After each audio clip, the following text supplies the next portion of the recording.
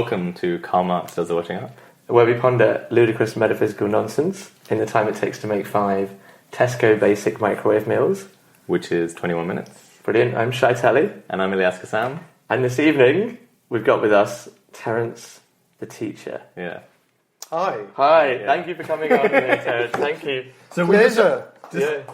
After months of you guys pursuing me, I decided to come in. No, thank you. Thank you, Terrence. Thank you. Or is that the real story? Is that the real story? Well, yeah. Yeah. I mean, there was two parallel universes. One in which we pursued for me, months, yeah, and the other one where we just met you on the just street. Just now on the street. And you were listening Yeah. to me talking about my near-death experience to a friend. That's in the audience today. Yeah. Yeah, and here Hey, I Jill. am. Hi, Jill. Hi, Jill. Can you just say something so they know that you... Hi, There we go. I'm real. So I wasn't eavesdropping on the conversation.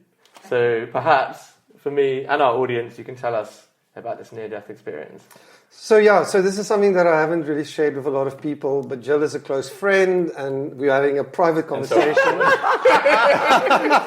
And then someone was listening in, and here I am on a podcast. But maybe it's time that people know. So in 2014, it was a Saturday night, 8th of November. I went for a dinner with a girlfriend of mine, and we were discussing life and death, actually. And she's quite, older than me. Was she alive or dead? She was alive. Okay. And we were talking about what we think about life. And she was like, she's always been ready to move on to the other side.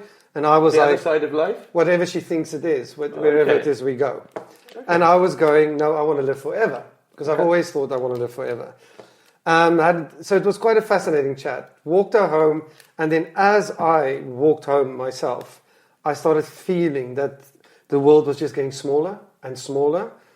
And I just thought, this is very strange. And I got to my gate where I live.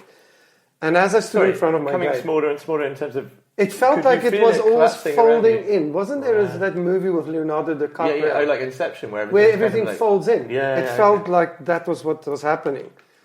It was narrowing, basically. And when I stood in front of my gate, I suddenly had these two voices talking to me.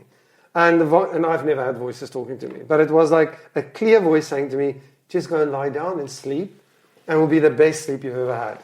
Whoa. And it was so comforting.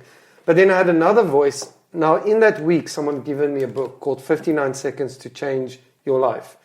And this voice in my head was going, you've got 59 seconds to save your life. And the chapter that I had read in the book was about if something happens to you in public, you've got to point to someone and tell them to either phone, the ambulance or the police. Because we always think that people will actually jump in and help, but they're waiting for someone to take charge. And I'd read, so you have to point at them. And I remember, and this voice was going, you've got 59 seconds to save your own life. And for some reason, I listened to that voice, walked around to this hotel reception, walked up to the receptionist, and I said to him, you've got to phone the ambulance, 999. I will sit over there, and I'll wait. Sat there, was texting people saying, I don't know if I'll make work tomorrow. Ambulance came, I don't even know how long it took. They said, you're okay, but we're going to take you to hospital. Few hospitals couldn't take me. The one that they eventually got me to pushed me into the A&E. As they pushed me in, it was 10 to 12 on the 8th of November. I went into cardiac arrest. Whoa.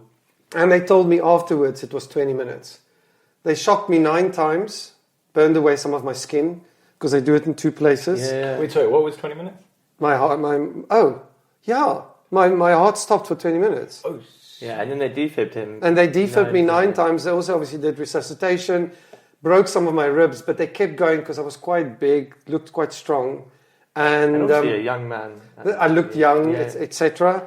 And they didn't give up. And I came back, and then they put me in the ambulance to another hospital. Apparently I had a subsequent cardiac arrest, another 10 minutes. And then obviously they fought for my life. They put in stents because they found that my arteries had folded into each other, or they weren't opening up. Bloody hell.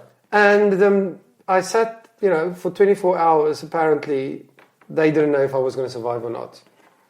And afterwards, I was told that for 24 hours, they weren't sure I was going to make it. And that is in that time that I obviously had this experience, which I was privately telling Jill. and then obviously was overheard. And it's very simple. Up to that point, and I'm very honest, I struggled to believe in afterlife or us going on. Yeah. Because it's not necessarily an afterlife. It's just continuing in another form or whatever you want to call it. Is that what you meant by when you said that you wanted to live forever? Did you mean? Well, now I know that I am living forever because this is not who I am. The energy or the source that I am that's playing this Terrence in front of you is always going to exist. That's never ending. In like a myriad of forms, like it won't. Whatever forms. I will choose different forms to experience in, come back in many lifetimes, whatever you want to call it, reincarnated, whatever. Because it's an information system, and the information system is expanding and it's playing through us so that it can learn and expand even more. It's evolutionary. And it's fractal, so it breaks down and gets smaller and smaller, and it just repeats itself. And that's how it learns. And sorry, you came to that conclusion in the 24 hours? No, that's subsequent. Now I can say it to you. Yeah. But in the 24 hours, I had a visit, and at that point I didn't understand what it was. But I had 4 guys that were standing around my bed. Wait, this is when you were having your This was when I cardiac was apparently trying to survive. in the 20 minutes. In the No, 24 hours Well, it after. could have been in the 20 minutes. It could have been in the 20 minutes. It could have been in the 10 minutes. But to me, it felt like 24 hours. But I was told 24 hours later when I came to that I was between, they didn't know if I was going to make it for the 24 hours. But the visit felt like they came back and then they go. And then they come back and then they go. And every time they came back, they would stand around me. And they would sing to me. But the feeling I got, and I now understand, because they weren't making a sound, but the feeling I got was they were singing and they were inviting me to go with them somewhere. And wherever that was something going to be amazing, and that's where I belonged. And I belonged with them. But typically me, I was like, no, I'm not ready. And I actually did use a swear word. I don't know if I'm allowed to swear, because I'm not really someone that swears. But I did say to them, go away in a very nice way, continuously. So you felt like that was something you made consciously? I made a conscious decision, strangely enough, that I wasn't ready, that I still had to do something. And what was quite interesting is that I had just brought out an app before my heart attack that was quite successful, and it was called the Train Trip. And it was based on hypnosis, but the background sound was a train. And they sang a song called The Caravan of Love. And the invitation was to join them on this caravan of love on this journey, wherever it was going to take me. And I kept saying to them, no, I'm on the train trip. I'm on the train trip. I can't go onto the caravan.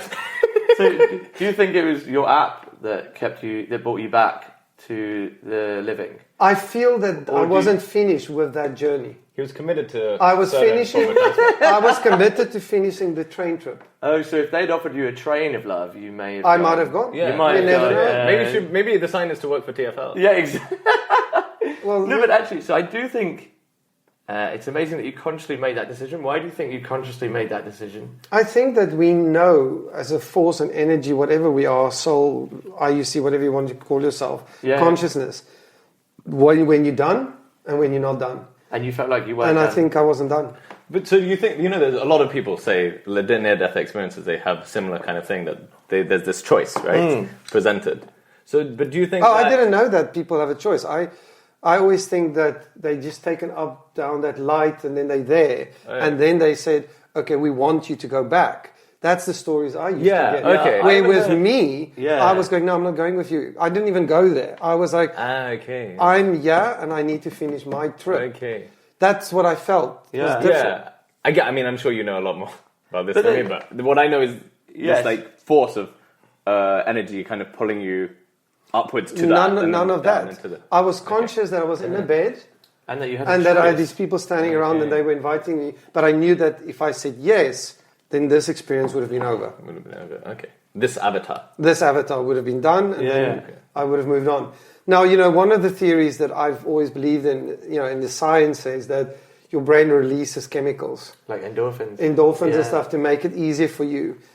Subsequently, in the last 4 years, I've been researching, and one of the theories that I've come up with or that I've found is that we're an information system and we're playing through these bodies, which is avatars. When we leave the avatar, just for this energy to amalgamate back to where it goes. It gets transitioned. So it gets given something that's familiar, that feels safe, that's still earth connected. So humans or a mother, there's not really a mother waiting for you there on the other side. It's just the information of the mother that's transmitted to you to make you go. To go, oh, okay, my mom's, yeah, it's safe, I feel safe. And then once you're there and you've settled in... No fucking armbands, motherfucker. There we go. Then it all goes and then you amalgamate back into what you are. And that's like a really beautiful theory that like transcends all religion and everything, right? Everyone wants to go back to their mother or to go and see their father. Well, go and see a lost loved one or something. There is that, isn't that? There that we is. Think that we will see yeah. We're always promised like. But that's a we'll see them again. That's a very human thing. Yeah. And and unfortunately, let's be logic about it. If you think about how many thousands of years people have lived on this earth, do you really think everyone's mother is sitting on the other side waiting?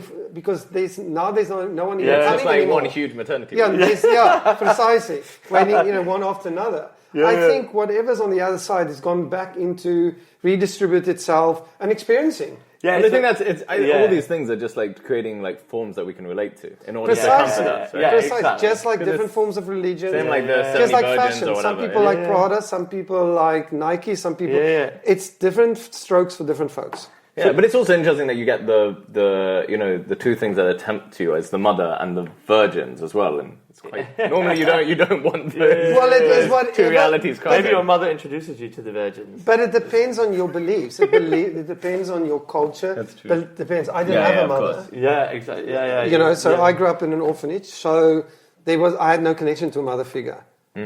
So they had to find something that I was connected Which to. was interesting. Why do you think they picked these 4 characters to try and slay you? Well, subsequently, I did some research, and the song was sang by the House Martins, the Caravan of Love, and they were 4 guys. And you didn't know the song before? I didn't know the song before. So I went and Googled it afterwards, and the main video that they made is actually in a church. Oh, really? Where the guy, and I, as a kid, was brought up a little bit religious. Yeah. So I think that maybe that was where my internal connection was. Because he stands on the pulpit and he goes, stand up and join the Caravan of Love. And then he invites people to the front. And then these guys, because one of the guys stands on his knees and he gets up. Are you okay over there, Jill? Just say, woo!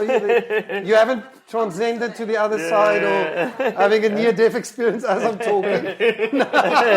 Oh, you still look good. So I think maybe that was the connection I made. And then with music, obviously, because that's a language that we all connect to. Yeah, and it transcends language and stuff. Yeah. But it's amazing that it would be a song that you hadn't heard before. Yeah. And moreover, that you heard it clearly enough that you could then Google it. Yeah. Like that. Well, the name I remember me, right? because it was very clear, join the Caravan of Love. Join the caravan. And I was I'm not ready. I'm on the train trip. Wait, can you sing it? No, I can't. I'm not there. Why would you turn that down? Has a part of you ever thought I should have gone on that caravan? No, because subsequently, this reality that I'm in at the moment is expanded. I've shared more. I've learned more. I'm so excited about this.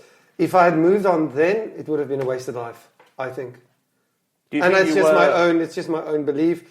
Because I had a heart attack at a point where I had a number 1 app. I had, an interesting life. I was living a life that an orphan shouldn't have lived. Very successful. And I was unhappy, disconnected, a healer, but not healing myself. But forgot about who I was. But it's interesting that, like you said, you were unhappy, but you still chose not to go. I think there are a lot of, if there is a choice up there. If I was unhappy, I'd be like, If I was unhappy, I probably would have gone. Well, I said to someone, I had a chat with a lady yesterday, and we were talking about my days growing up in an orphanage and in foster care, which was tough. And I said to her, one of the things that I remember as a kid that I said over and over is if I just go on for 1 more minute, 1 more hour, 1 more day, it will get better. It was one of those things that I always just believed that the suffering would end if I just tried 1 more time and kept going. And I think maybe again, that was part of my thought process. It's amazing, isn't it? It's just so much more to unravel in this story. I guess, this is why I'm always struggle with like anything like these near-death experiences. It's always explained so like ethereally. It's such a beautiful experience. And you're invited to this great place. I'm like, why don't you just go? Like, why do people? So that's why I'm thinking: is it do you think the few people there's fewer people who have near-death experiences than people who die? Yeah, so is it just a small fragment of people who choose not to go? Well, let's look at it. If we look on the other side is an information system, greater consciousness, whatever. Maybe every now and then it wants to just wake us up that there's more going on than what we realize. Okay. Yeah. So it sends one or two people back just to tell these interesting stories to people like you. But that we're makes idiots. you think. The thing is, we're idiots. Like we'll probably have you on the podcast, and then we'll think, "Oh, that was cool, that was interesting." But we're never going to believe this to the same degree that you do. You can't, right? because Without all experiencing experience is subjective, Yeah. and it's mine. Yeah. I can share it with you, and it might make you more interested in all these things. It's mine. Yeah. But me sharing that with you might just make someone else think maybe there's something more going on. Yeah. And that's all it's about. It's just creating that awareness or that maybe interest that there's more to the story. I actually think the key part of the story is those two voices that you heard before you collapsed. Totally. Because you don't often get... Because that kind of feeds into you not dying and still having that choice. It was almost like, it's like a premonition. Exactly. Well, you know what? And that's great that you said that. Because I even think that from the other side, they were giving me the option that maybe you're not done yet.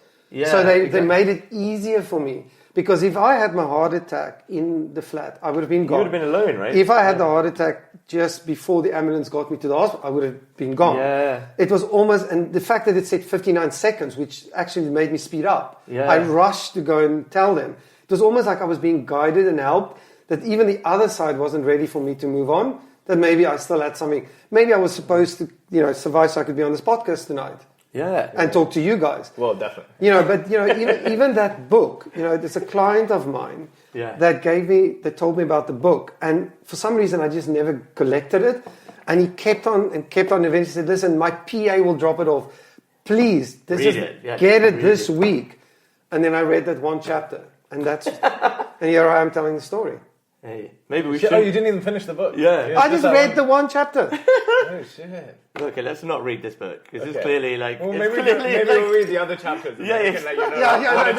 Don't read this book. Only when you're ready to move on. Yeah, exactly. Only when you're ready. Then you. Shit. So maybe it's to do with the. Oh, fuck. But also the illusion, the idea of choice, like the ring. Like, there's two things. Number one, I think regardless of how happy or unhappy I was, I think I would have taken that choice to go on to the other side. Especially if they invited you in song. Yeah, exactly. Shy would definitely like, oh, you're singing. Yeah, okay, fine, I'm coming. And I think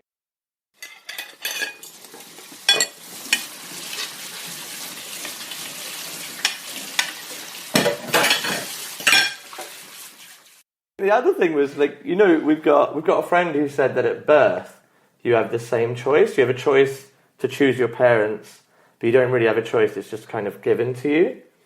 But this, at death... Yeah, she remembers being born. She remembers being born and she remembers choosing her parents, but she didn't really have a choice in that. But this is like the first time I've ever heard of a proper choice in life and death. I think it's amazing, isn't it? I think we do have more of a choice than what we realize. Yeah. I think we've disconnected from our real power and stuff for whatever reason. I think we've got caught up in this game.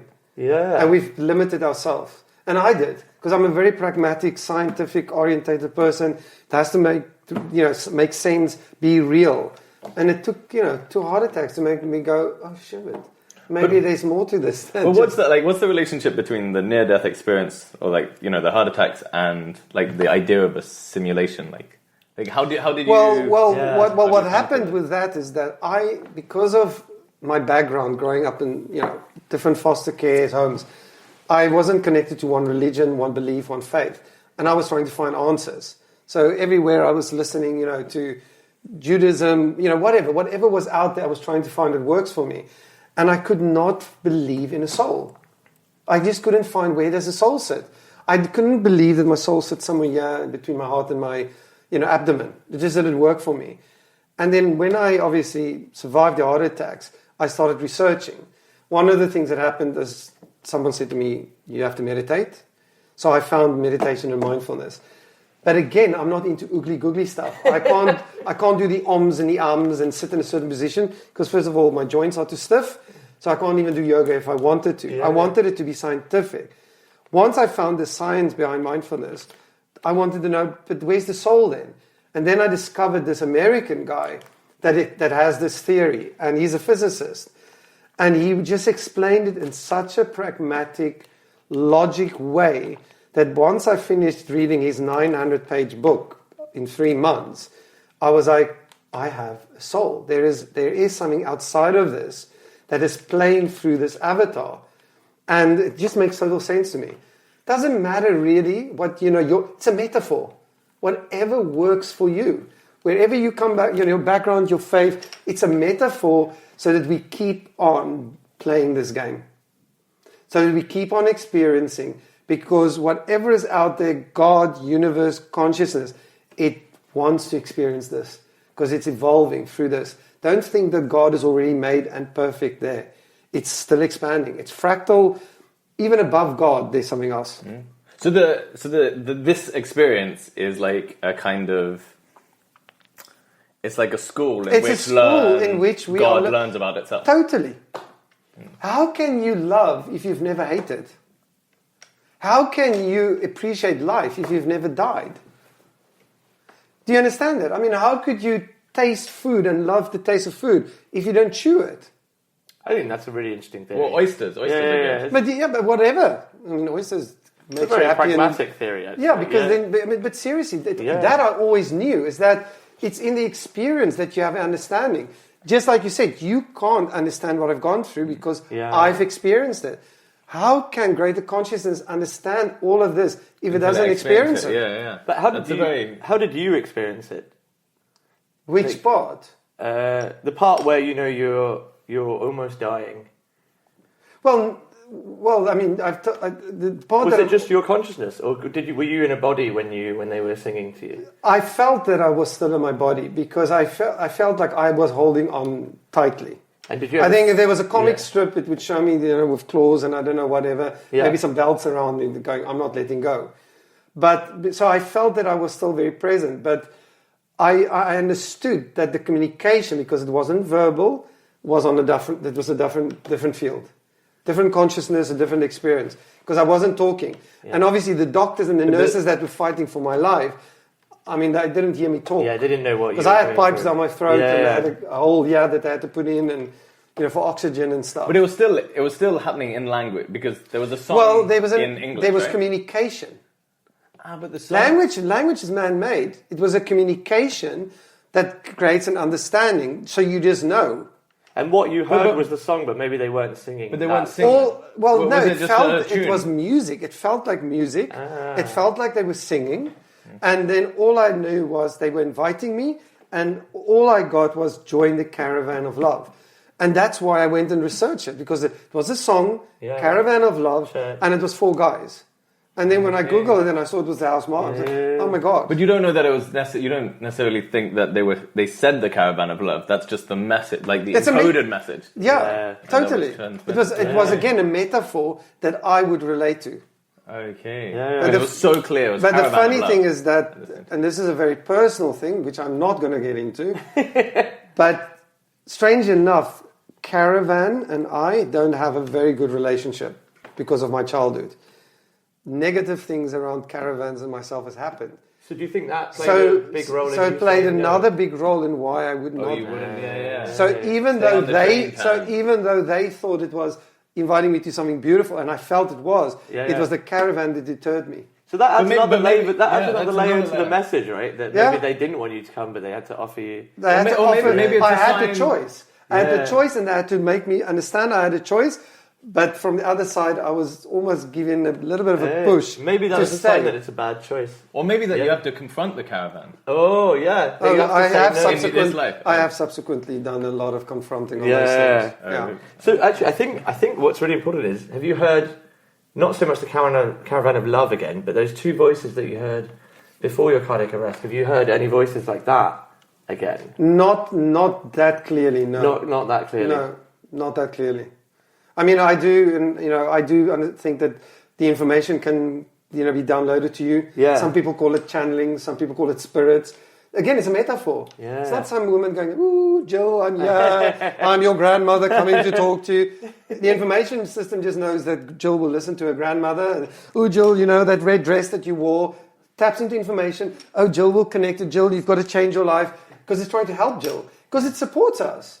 As much as it's here to experience and to learn, we are supported more than if we This is always read as well. What we spoke about in telepathy, right? Yeah. Like this information It's system. information. Yeah. It's and like, you can download stuff from different areas. That's where I And things get uploaded exactly. to the consciousness. precisely, totally. It's like a computer program, and it's evolving continuously. But what it has to do, and in a computer program, it either has low entropy or high entropy. Okay. Yeah? Now, high entropy damages the computer program, Yeah. and low entropy adds to the program. So, okay. when you make decisions, there is no right or wrong. There's no good or bad. There's either high entropy or low entropy. And that's okay, because if you make a high entropy decision, which some people would call bad or wrong, Okay. the computer system will just, get rid of it eventually, because it needs the low entropy choices to help it evolve. So low entropy choices is what we most probably would call the right ones or the good ones. Choices, yeah. Because in the information system, there's no judgment. There has to be people that are bastards and arseholes. So that people that are kind and nice can be, stepped on and heard. So that both experiences can be experienced. So but then you're saying that they're not really kind people; they're just less entropic. No, I'm not saying that. No. I'm saying that everyone is here to experience something different. So, but it's not right or wrong. So if you're the kind, nice one, you're the kind, nice one. If you're the rich one, you're the rich one. It's all okay. Yeah. You got to. We are all here, and you most probably in a previous life was a beautiful woman. And then in this one, you thought, oh, I want to be a real man now. This time around, a hairy man. A hairy man. And here I am. Yeah. But he was probably a hairy woman. Is it that black and white though? Is it like, there's a nice and kind one, and then there's like a bad one, and there's... No, there's no I think bad. that's just I just said there's no bad. Oh yeah, sorry. Okay. Hello, didn't you listen to me? Sorry. I keep There getting is no accused right of or not wrong. Jill, listening. this is where you laugh. He was listening to your voices. Sorry. Okay.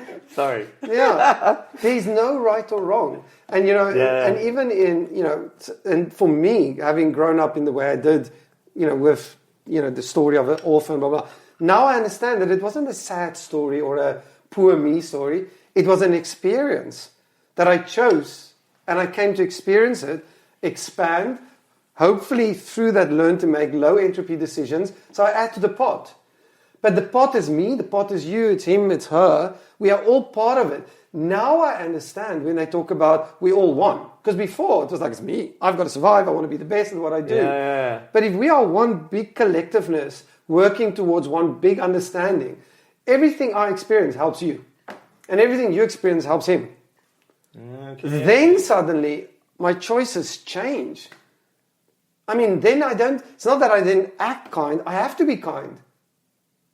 Because how can I not be kind to the part that's part of me? Yeah. I think that's definitely. Well, Then then it's living not- proof then of it's that not- is that you're here right now. Yeah, then it's not even a We just moral met you, issue yeah. anymore. Then it's how can a person that's in a body be unkind to his hand or his finger that's part of him? Yeah. There's something really And that's beautiful why about I that. enjoy your relentless dating life so much. Yeah, exactly. Because you're living it through me. You're living through me. Yeah, I'm living through Jill.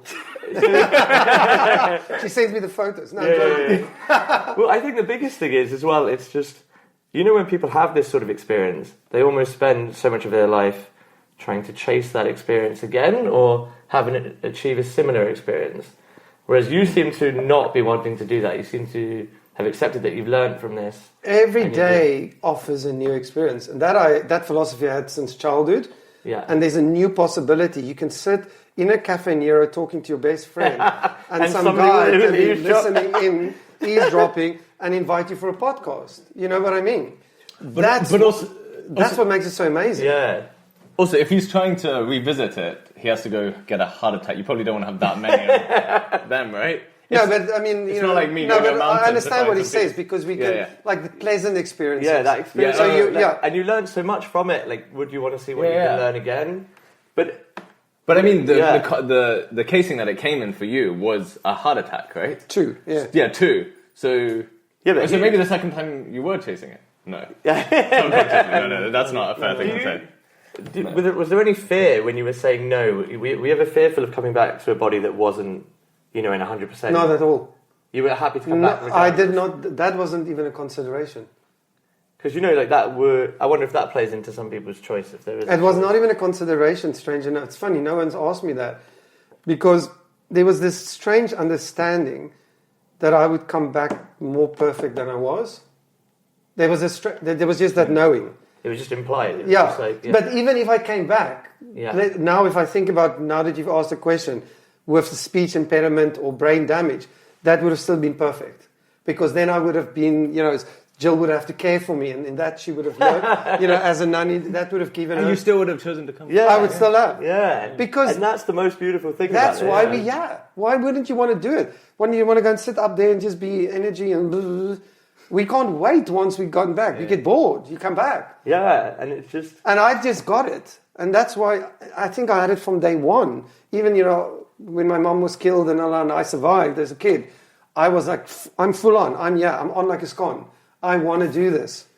And this is why when I sit with people, obviously I'm a therapist, a teacher, mindfulness. It's not about the teachings that I teach. It's about this unequivocally love, connection, excitement for having life, for having this moment. And I just want to somehow get a little bit of that to people. It's like gratitude, isn't it? beautiful. He's just happy that he's alive. He's thankful. And you want to disseminate that. Yeah, you want to disseminate that message, right? That's a way to put it, yeah? Yeah. It's like, this is really beautiful. I was not expecting this. Me neither. Yeah, I didn't expect such a real experience as well. Because I know you were saying that it's hard for us to experience it. But it feels real, because I feels real, actually feel something now. And I'm not someone that usually feels oogly googly stuff. Yeah. Well, can I say what was the difference in feeling before the heart attack you just spoke about? Yeah. That was the first one or the second one? Well, they were on the same night. within They were both on the same night. okay. So it you're was 20 talking about- minutes, and then you had another one for 10 Yeah. minutes. Yeah. Yeah. So you really should have passed away that evening. Yeah, By most I mean, metrics. just if we want to go scientifically afterwards, I'm supposed to have heart, damage, Yeah. etc., etc. Subsequent tests have shown no heart damage. My fiber survived. I'm on no medication. Came off everything from blood pressure to blood thinners to statins. Everything is perfect. The last test, they said they can't even see. They wouldn't have believed if I told them that I had heart attacks. No way. And what about... Do you want genetics? Yeah, but what about prior to the heart attack? Were there any warning signs that you... No warning signs. No. Because it seems... None of your family have ever... Well, I grew up in an orphanage. Yeah. Foster care. yeah. But you weren't on any heart medications before that. No. Yeah. It's amazing, isn't it? Yeah. But it's amazing that those voices came and gave you that warning. You had... It was like clear. You had two choices, didn't you? You had a choice. Yeah. But I think we always do. We just don't know it. When someone said to me, I had no choice, I quietly now know we always have a choice. This is free will, though, right here, right? Yeah. You That had is free will, right? Yeah. Well, there's this guy that I follow calls this energy that governs this avatar, he calls it the free will unit, consciousness unit. Wow. Because it's based on free will. Because it's only in free will that you can make a choice.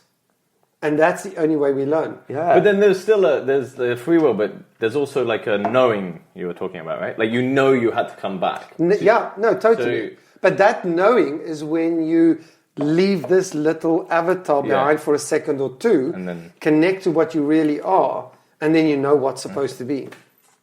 Wow, beautiful. So there's no Terrence. There wasn't in this moment. There was no Terrence in this. There was NED. there was something that I really am, whatever we want to Whatever call that- that, okay. whatever that is. But you didn't identify with Yeah. it as No, Terrence. no, Okay. Have you ever had any negative feedback to this story? never. Because, that my grandma passed away, and it makes me... The idea that she had a choice, I don't know if that makes me upset that she chose not to come back. Yeah, not to stay with me. Not to stay with me, right? But I can understand, obviously, why she went. But the idea that she had a choice and didn't come back, I don't know if I want that to resonate, if you know what I mean. Well, I don't like this. I don't know if I like this idea of a choice. No, but the people who love you are probably happy that you came back. Yeah. Right. It's probably the people who are singing the Caravan song who are pissed off. No, but also no, but, Yeah, but but the other I way see around, I right? see his point that he's thinking if my grandmother had a choice, why didn't she hang around? Yeah. But what you need to understand as well is if we are here to experience, and beforehand we make like you said, your friend said she chose the parents. Yeah. You choose the experiences and the teaching and the learning that you have to go through. Once it's done, it's done. No matter how much you love the people that are here, once it's done, It's done. you know it. And then you can, from the other side, she can support you, guide you. She can send me here tonight to tell you that it all will be okay. Yeah. But once it's done, and then you move on. Yeah. And she knew that you had to experience the loss of someone that you care for. Because how would you know what it is if you haven't gone through it? Yeah. Because now you can share it with me. Yeah. And in that is the lesson. And that is the growth, the expansion. Because one person can say, my grandmother died, so I become a drug addict, I start drinking, I don't know, I give up on life, and another person creates a podcast and starts asking questions. It's just choice. But you learn and you expand. No matter what your choices are, you expand. This is really... Nice. So you have no choice but to expand, but within the expanding you have choice. There we go. Yeah. Oh, I like that. Yeah, but it's beautiful. But it's also so easy. Like we just do it so naturally, like you said. Of course. We just expand without even knowing. Yeah, but that's also like a good way It's like a snowball. You go down that mountain and it just grows. Yeah. And this is what makes this experience that we are in so wonderful, because once we get rid of all the do's and don'ts and you shouldn't and cannot and it's right and wrong. It's so freeing. Oh my God. So freeing. But I like that because I always find free will to be quite a unfreeing concept. Yeah. I find determinism much. But this is a really nice way of having like a free will within the construct of freedom. Precisely, but also understanding why, if you are really connected to what you are, you'll understand why your free will choices will actually be good for all of us. Yeah, and I think... Yeah, and then you can get rid of morals and religions and culture. and everything, right? Everything. But then we'll have no podcast. Maybe that's what I should teach. Maybe that's why I'm Terrence the Teacher. A total new church. We shall start here tonight. Yeah, no, we don't want to. We don't want to use the church as a metaphor. But, just like new beginning of something. Just the caravan of love. That's the caravan of love. No, but caravan's negative connotation. Yeah, but that's the train of love. What's more powerful than using the metaphor? Yeah, like in the reverse way that it was. It means to you. Wait, it might be under copyright. But the house market. Precisely. Right. Yeah. And also caravan to me. Caravan is very small. We want something. We want more people on board. No, only three people are allowed to join the church. What about the caravan site of love? What? Caravan site of love. Something like that. We can do something. Well, let's just create a movement. A movement, because TFL. that's a movement. The church there we of go. TFL. Well, I think you've definitely got me as a follower. I'm happy to join this free. It's very freeing. You know what? You've made my day by saying that. Yeah, no, really. I always say that if I walk away from one person and I've given them something that makes them think or feel that's changed them, my work is done. Yeah, I think maybe this is the first time I've heard a near-death experience from someone sitting in front of me as well. I think I often hear them secondhand or I read about them. I think it's nice to get it right in front of me. I've read a lot of books on that before, and then I used to find it quite like, oh gosh. Yeah, Yeah. exactly, right? It is. Yeah. But I think it's if you take away the metaphors and all of that behind it, and you just look at what it's about, what are we about, then it's simple. Yeah. Computer system, yeah. It's so simple. I think that's a perfect place to end it. Yeah. Beautiful. Yeah, thank you. Thank you so much. Yeah, this is really thank you for listening in. Yeah. On my private No, conversation. thank you for being so, like you said, atypical, just coming in. Thank you, Joe. Yeah, thank you to our live studio audience. Yeah.